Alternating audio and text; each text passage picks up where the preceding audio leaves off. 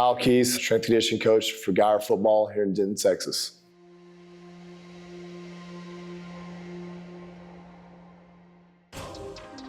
I started in 2006. I graduated from Charleston State University. I was out looking for a job. I got in touch with my high school coaches, and there was a new school being built in Denton, which is Denton Guyer. They reached out to me, said there's a middle school job opening here. Spent about a year in the middle school at Crownover Middle School.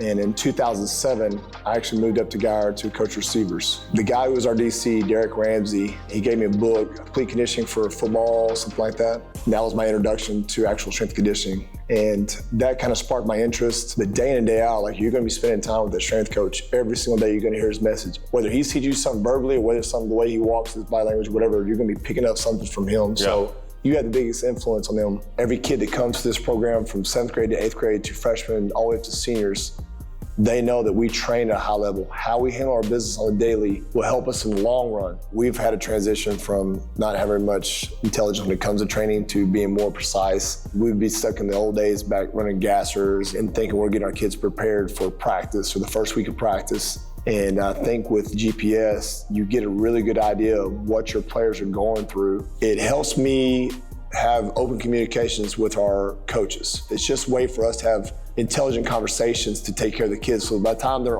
showing up on Friday, they're giving their best and not dragging their butt or out of gas. As far as metrics come from GPS, I look at player load, top speed, high speed yardage, excel, decels. To me, I think if you really pay attention to that, you can manage stress real well during the season. They love it. They want to know, how they're improving. I can pull up data from the first week versus today, and we go back to buy-in in your culture.